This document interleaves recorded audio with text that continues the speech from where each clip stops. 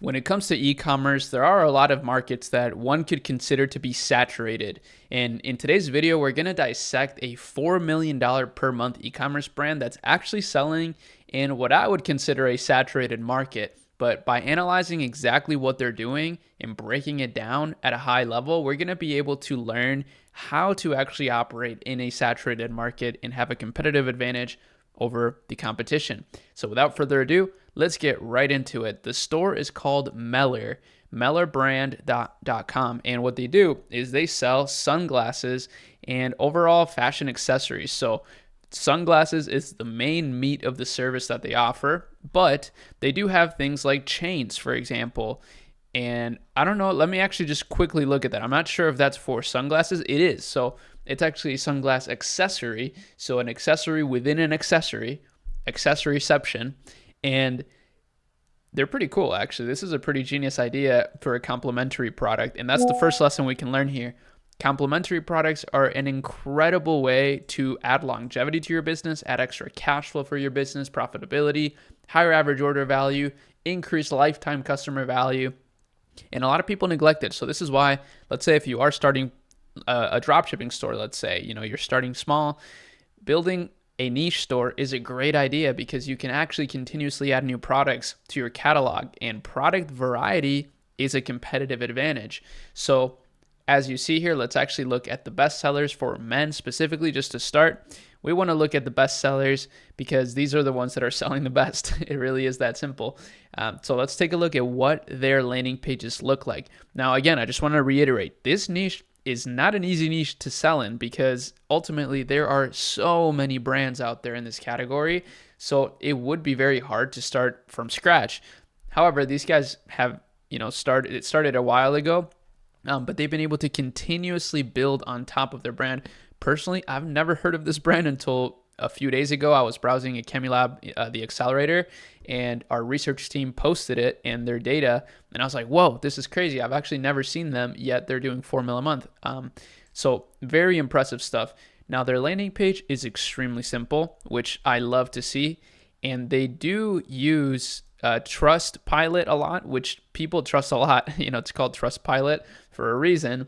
And funny enough, I think this is just one of the main ways that people use customer reviews with the highest authority, because Trustpilot has some regulations, a lot more regulations than just Shopify would and Shopify review apps. But nevertheless, I've seen a lot of people still do a lot of fake reviews when it comes to Trustpilot. But what I like about this, first of all, is that they have a how to style them tab. So if you're doing a fashion brand, that is a great idea to just show how to style things. You can do that in many ways by hiring other influencers to style them, by styling them yourself, or even TikTokers. I've seen some pretty interesting TikTok kinds of brands in the fashion space that do this. They post some of their TikToks of people putting together outfits. It's really cool. Now, here is it's a really simple funnel. I'm not going to lie. It is amazingly done, though. It is really, really clean, and they show what you're getting in the package as well, which is super cool. They just have a normal cardboard box. It's really not that special. And then some FAQs, right? So very normal layout. This is one thing that is important to note. The messaging for the brand voice. This is an easy thing that can actually make your brand stand out, is just having a unique voice. So for example, they say 0% spam, 100% Meller. We love a clean mail inbox, so we only send our subscribers important things, promotions you can't miss, or news that will blow your mind. That is a very interesting way to get people to subscribe to your newsletter, as opposed to just saying, get 10% off, right?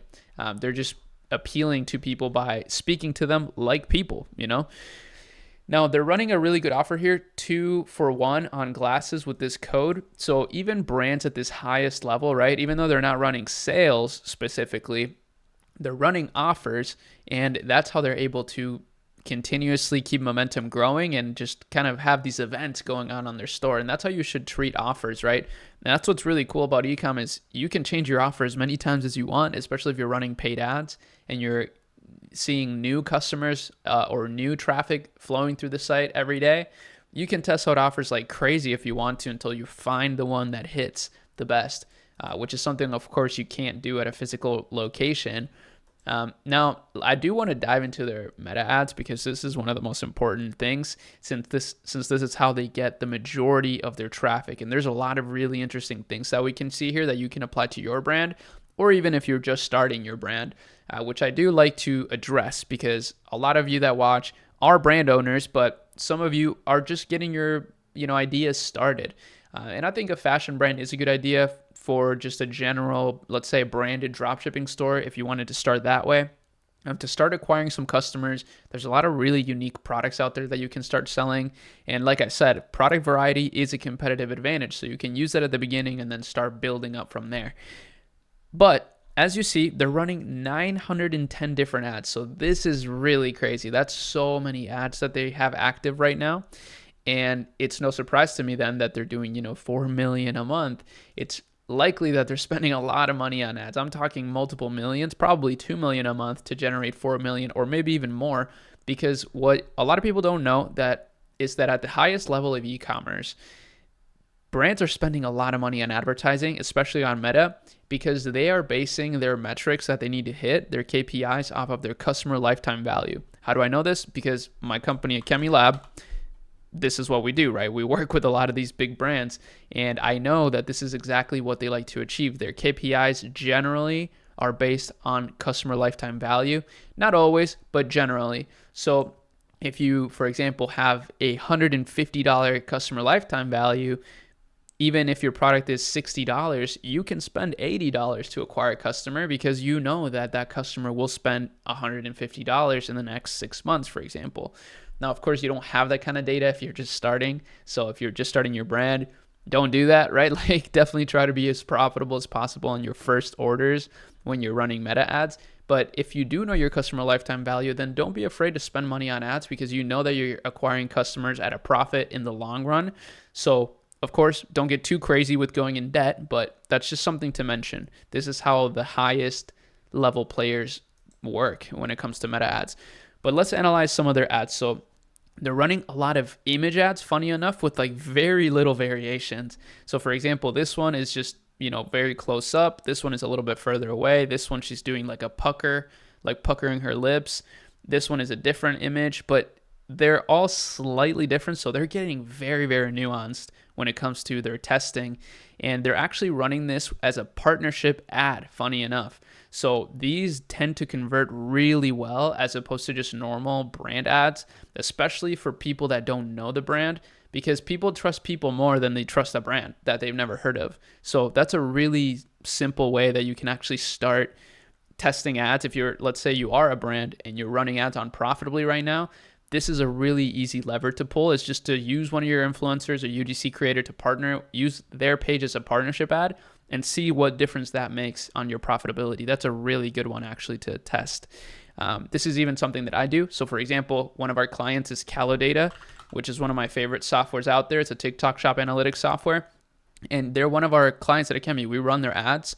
But what's really cool with them is since I'm technically an influencer, I don't like to call myself that, but I got a decent sized following here in the e-com space. I can run some of their ads through my page as a partnership ad, and those perform way better than just if we ran them through Calodata and their page. So that's a really cool thing. And by the way, check out Calodata in the description. Trust me, this is the best tool out there right now for so many reasons, whether you're drop shipping, whether you're a TikTok shop brand, or even if you are not a TikTok shop brand and you're just a normal brand. If you want to learn how to make the best videos that actually convert, TikTok style videos that actually convert, we can actually just look at the videos here that perform the best, right? And we can see that this video, for example, did $2.6 million in its 15 seconds. So that tells you that it's a high converting video. That's actually crazy. $2.1 million off of 4 million views. That is insane. So yeah, that's the power of this tool. But that's not what this video is about. I didn't even mean to show them. I was just using the example of the partnership ad. And that's a really cool thing that I like to do with brands that actually fit my niche, right? And if they want us to run their ads, we can kind of triangulate a really cool type of collaboration where I can run their ads, right, and get them an ROI with my agency. But I can also do a sponsored post, on my YouTube channel, add that into the offer, and then run their ads through my page, which is a really big value proposition. That's a valuable offer. But as you see, they have a very, easy to understand funnel. It's worldwide shipping, sustainable collections. The worldwide shipping almost makes me feel like they probably drop ship some of their orders directly from their manufacturer, which, funny enough, actually is a sustainable model if you think about it. Like, if you have all your products branded and you continuously improve them, shipping them directly from your supplier cuts out so much of the logistics process and the supply chain, which is more sustainable. Now, in the Akemi lab the other day, we had one of my friends, his name is Samuel Hess, and I'm trying to just overload you with value right now. And he actually runs a lot of CRO, conversion rate optimization tests, for some of the biggest e-commerce brands out there. I'm talking even some billion-dollar brands. And one of the things he told us in that conversation for the whole accelerator is that actually sustainability is not the best angle, believe it or not. Like, people don't care about that as much as you think. They say that they do, but in reality, they don't care that much.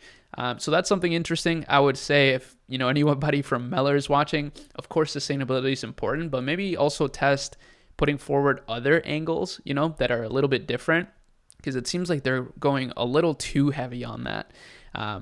At least just from my point of view right now, even though, they have all kinds of ads, I will say. So maybe I just a little bit too soon, but still, that's just something to consider. I wanted to drop that nugget in here because I found it super interesting. Even though, I like sustainability. I think we need to treat the planet better and, try to be mindful in general. But unfortunately, when it comes to marketing, it seems that's not the best angle, that people don't truly care about that as much as they think they do, or they say they do, which is very interesting.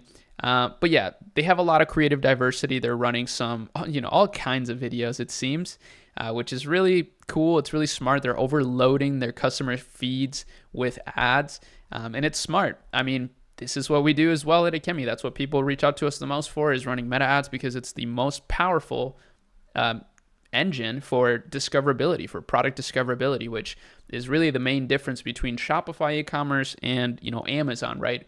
People tend to go to Amazon not to discover products, but to go get their necessities, things that they know they want. But on Instagram, people want to be surprised. People, they say that they don't like seeing ads, but people do love to discover products that they love. So that's what Instagram is mainly for. And that's why Shopify and meta ads works so well, because people are discovering products. And I think that's really cool. So yeah, they have a lot of creative diversity, which is very essential for scaling an ad account. However, you do not have to start at this level. If you're just starting your business, you can run even just one ad. If you know it's a really good ad, right? Like, if you know that that ad is proven to work via, let's say, organic means, if you posted it on your TikTok feed or your Instagram feed and it went viral, run that ad as an ad on the Facebook ads platform, and it's probably going to perform really well. You don't need to start with a huge budget with 20 different ads. You can start with just one, as long as it's proven. If you don't have any proven ads, then yes, you will have to test a lot more. And then generally, even if you do run just one proven ad, you should reinvest some of the profits that you make from that campaign into more tests. That's how you win. But this got a little bit too long. I definitely yapped a little bit, but I'm going on a trip here very soon with my little family that I got. First legit trip that we've been on, like vacation, since Mila was born, basically. So that's kind of crazy. I'm a little bit nervous, but also very excited. So hopefully you guys enjoyed this video, and that's it. Peace.